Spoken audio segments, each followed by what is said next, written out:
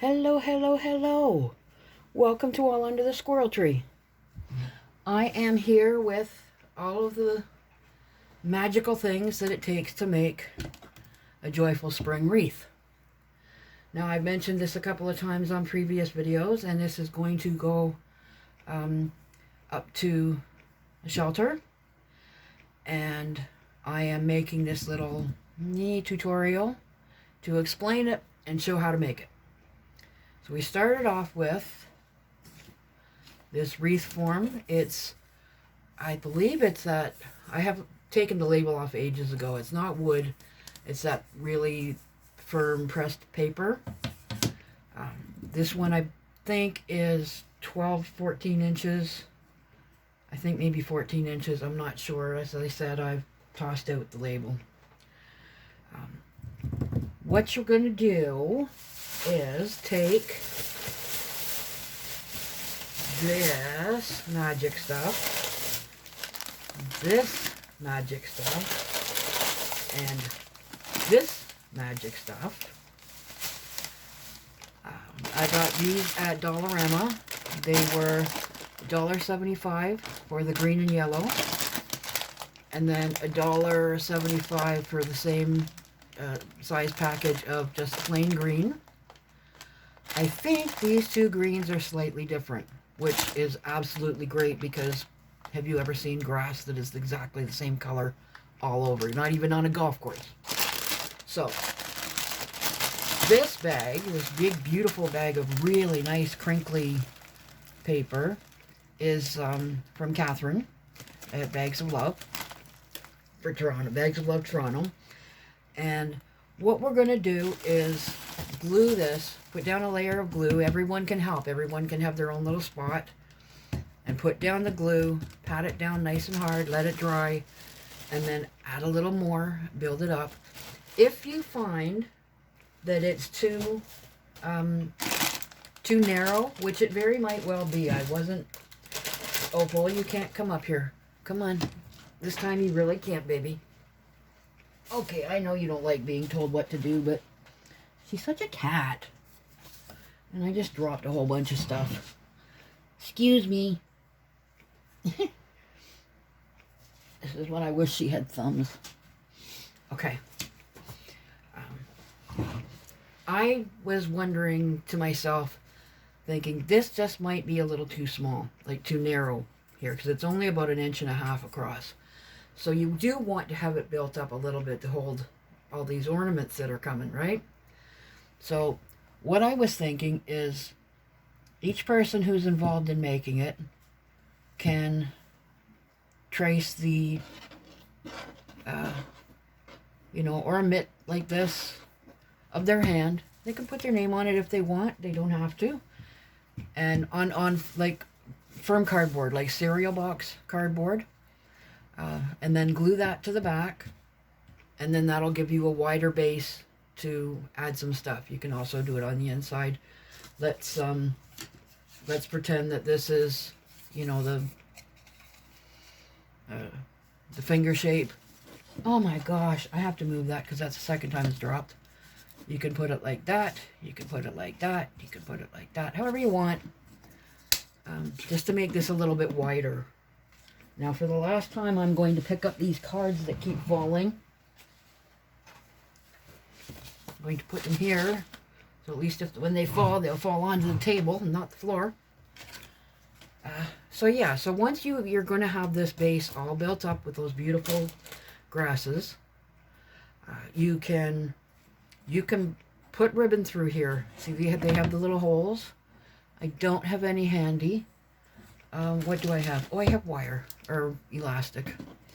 So you can put some pretty ribbon or something through there and, tie the ribbon on, tie the ornaments on, tie the grass down, whatever. Whatever makes you happy, you can do it as long as the grass is sticking to it. Make it a nice foundation for the ornaments. Now, for the ornaments, I'm going to move this because it is time to show the cool stuff. I have sent along...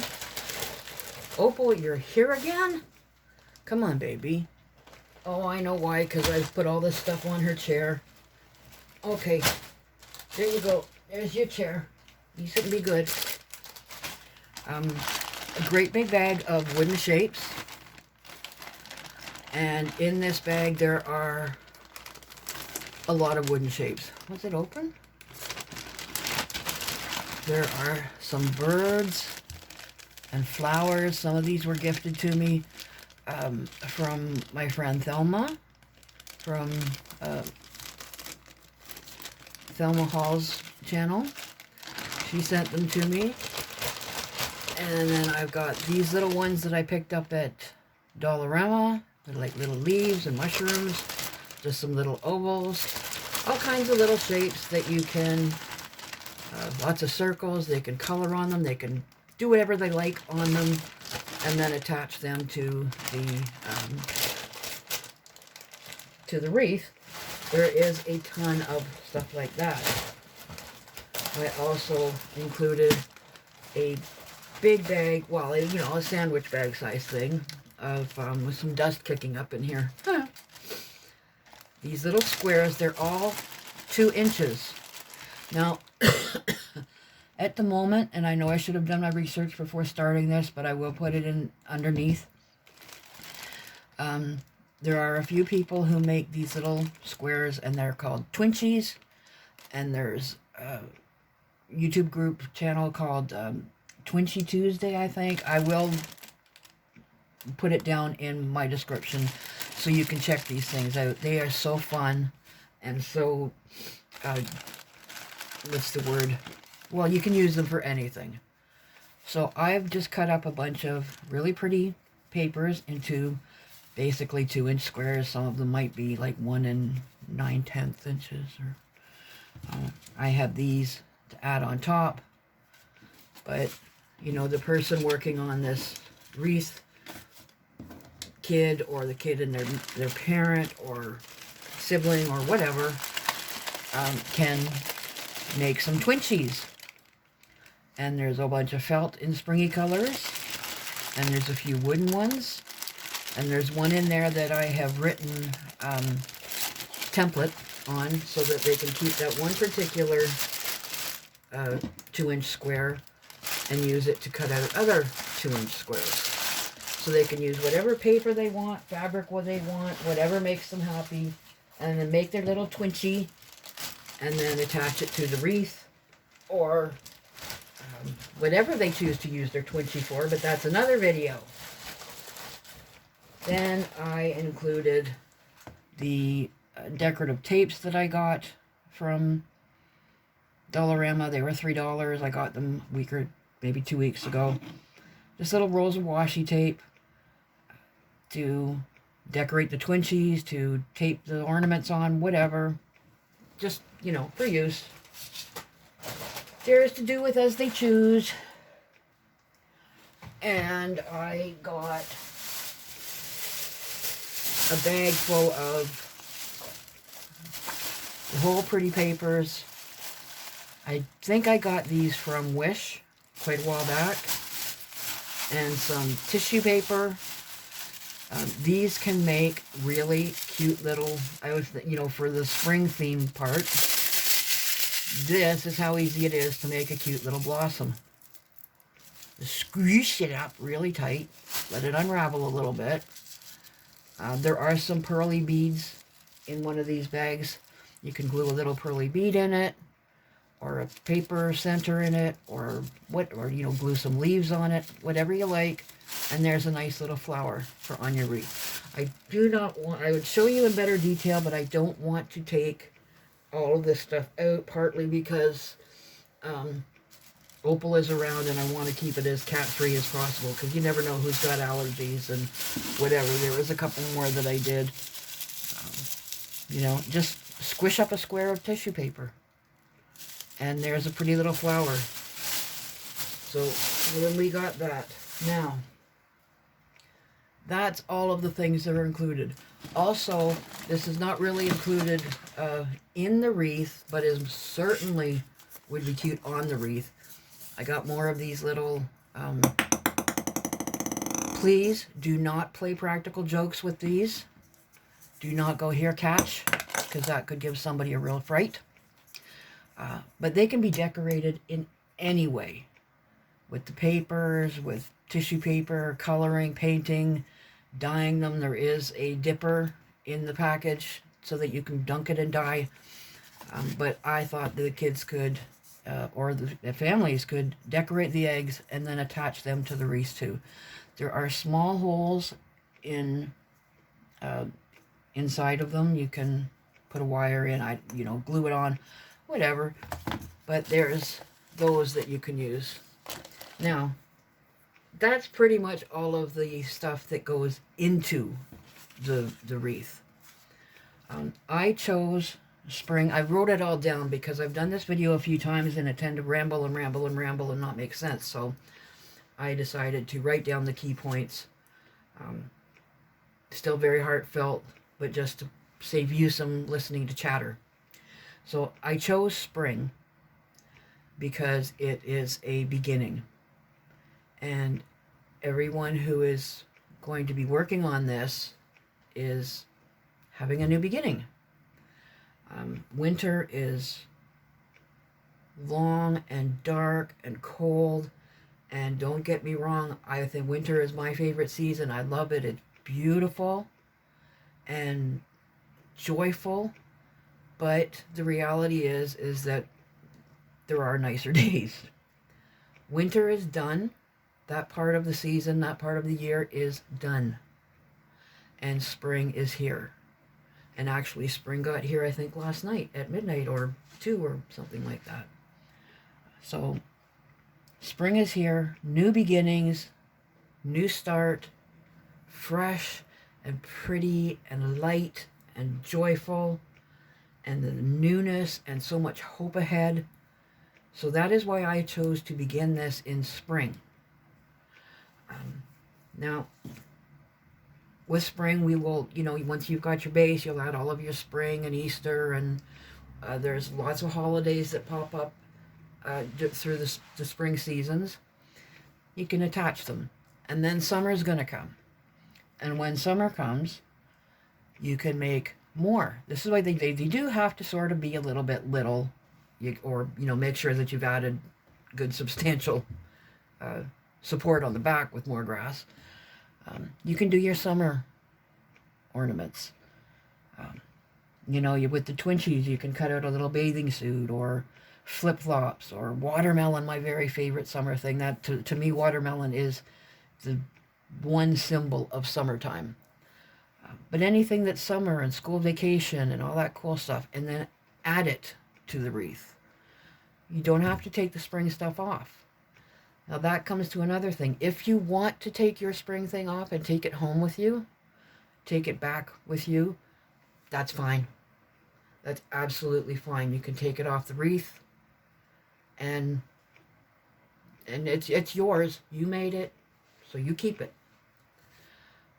We put summer stuff. Then when summer is over and it's back to school, not everybody's favorite season, but a beautiful season all the same, you put all the typical autumn things and add them to the wreath. And again, you can take your summer things off if you want, but you don't have to. The idea is at the end of the year, this will be a wreath full of a whole like all 4 seasons will be represented on it with some kind of happy, joyful thing.